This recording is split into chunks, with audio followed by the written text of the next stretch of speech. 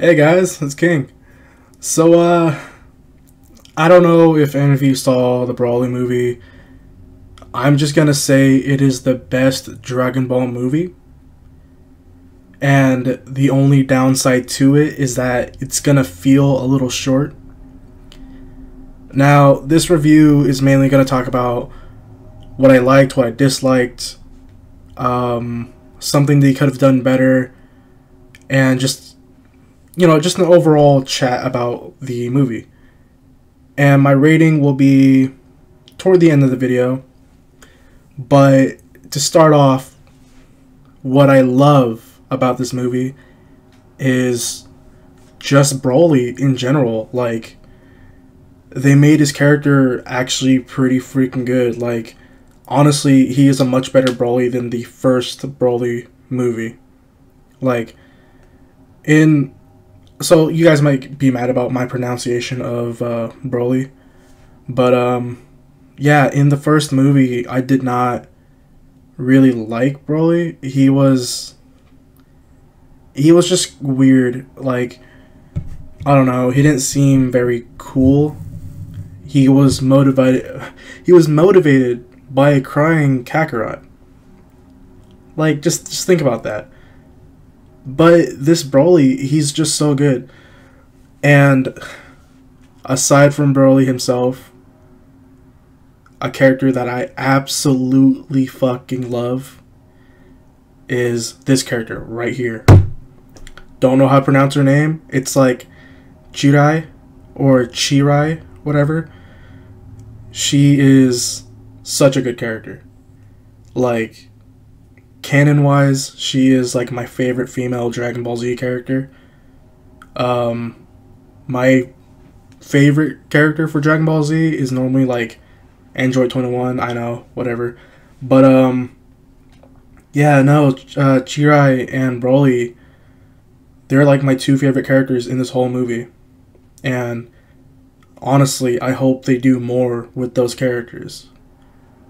Now, if you don't want to know spoilers, then I recommend not watching this video. I should have said that in the beginning, but at this point, you might as well turn off the video if you don't want spoilers. Now, the Broly movie focuses on, just Broly in general, like his whole story, his whole it just focuses on Broly. Like, in the past movies, I remember, like, yeah, they focused on the villains a little bit, and then it went back to Goku and Vegeta. This one, Broly was the star. Like, Broly was the goddamn star. It's such a good movie. Like, I just love it so much. And, in what I like about this Broly from the old one was that he looks more barbaric in a way. Like, he has that coat around his waist.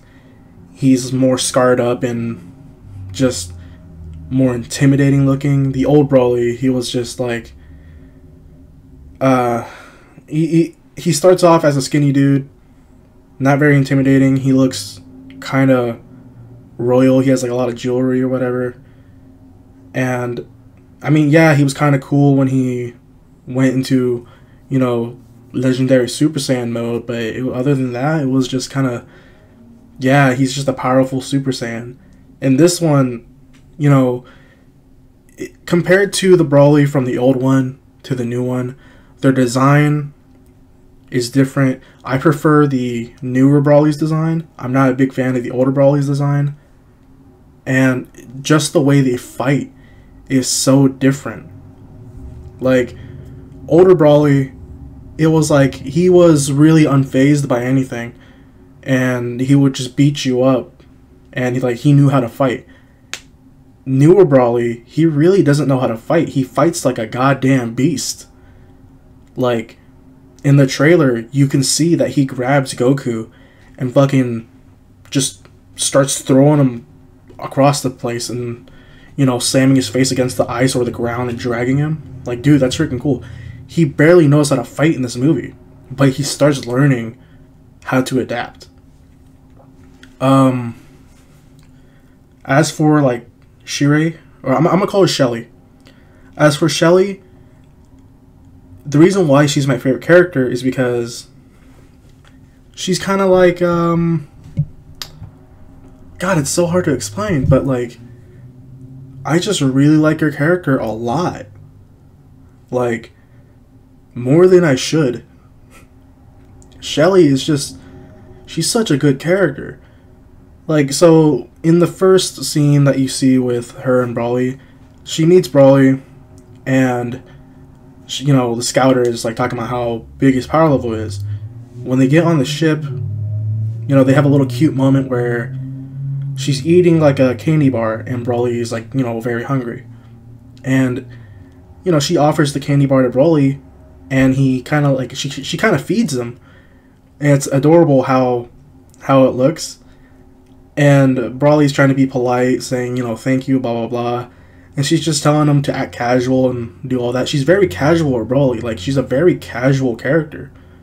Like, she's not gonna, like, be an asshole to you or anything. She wants to be casual. She wants to be calm. And for Brawly, it's like, being around her kind of makes him calm. And there was a moment in the movie where like Brawly starts getting closer to her a little bit, like they start doing a nice setup where she asks about the pelt around his waist, and he freaks out, telling her not to touch it or, you know, throw it away, because, you know, that pelt is very close to him. I don't want to talk about the pelt because like it's a cute story, but some dude starts harassing Shelly, and Brawly's, you know, telling this dude to like back the fuck up. The dude tries to pick a fight and starts picking a fight with the guy. Like, Brawly starts like showing him what's up, and then, you know, Paragus has to come in and ruin everything. But basically, like, it's a really cute scene. The collar around his neck is the same thing as like the restricting stuff from the old movies, and there's a remote control to it. But, you know, Shelly breaks the control and kind of frees Brawly from like his bindings that way. And it's just a really cute thing. Like, they start bonding. Like, there's 3 characters. I didn't really care for the other character that Shelly was with, but these 3 characters start, you know, bonding together. And it's just a really cute scene. And yeah, the movie itself, when it shows these characters and focusing on them, is just really cute. The fight scenes are freaking amazing. Like they're not over the top. They're not like amazing is actually a stretch. I would say the fight scenes are actually just pretty damn good, because they're not the best, but they're just so good. Like, especially in the art style that they have it in, is just so good. Like, oh my god, I could talk about this movie for a long ass time. But let's see. As for cast wise, really the only people who are important in this, like as you could see in the trailers, were, you know, Goku, Vegeta, and Broly. I mean, there wasn't much to go on. Like Wiz pops up for a little bit, which is pretty fucking cool. He toys around with Broly. Beerus doesn't do anything. Yeah, I mean, there's just really a tight cast of characters that they will show, but other than that, the movie was great. Paragus, he was pretty much the same from the older movie, except for the fact that he was more of a father to Brawly. Like, Paragus himself in the older movies, I don't remember much about Paragus in the older movies. All I remember was that he hated King Vegeta. And in this newer one, he still does, but it's a different type of hate. Because in the beginning of the movie, Vegeta, like they start showing the pods, and Vegeta's like, you know, very strong in his like pod or whatever. They show his power level, and then in the Elite Warrior section, the one that's supposed to protect Vegeta, King Vegeta sees that Broly was in the tube. His power level is stronger than Broly's, and he didn't want anybody to be stronger than his own son, so he literally shot Broly into space on a planet that was uninhabitable by like normal life. So Paragus, pissed off, robbed a ship and, you know, went to go save his own son. But the ship broke down and they lived on that planet for a while until they were saved by Shelly. But Paragus is still mad at Vegeta. Like, that's his whole thing. He acts more like a father, but it's like, you know, he's been holding that grudge for so long. And he's a better character in this one than he was in the older one, in my opinion. Just because he had more of a reason. Like, he didn't really care about Goku. He just wanted to kill Vegeta. As long as he was able to kill Vegeta, that was fine. He literally just says straight up, Frieza, I want to kill Vegeta. Will you help me? And Frieza's like, fuck yeah, let's do it. But yeah, I feel like they could have done better with more of his ambition. And, you know, it could have been a lot better for Paragus. Bardock. They don't show a lot for Bardock, but you do see that he is a caring father. Like, before Goku was sent off planet, he basically puts Goku in the pod, talks to his wife Gin, and, you know, they weren't worried about Bardock because Bardock was on another planet, but he hoped for Goku to live. Like, he even went out of his way to find a pod to ship Goku away.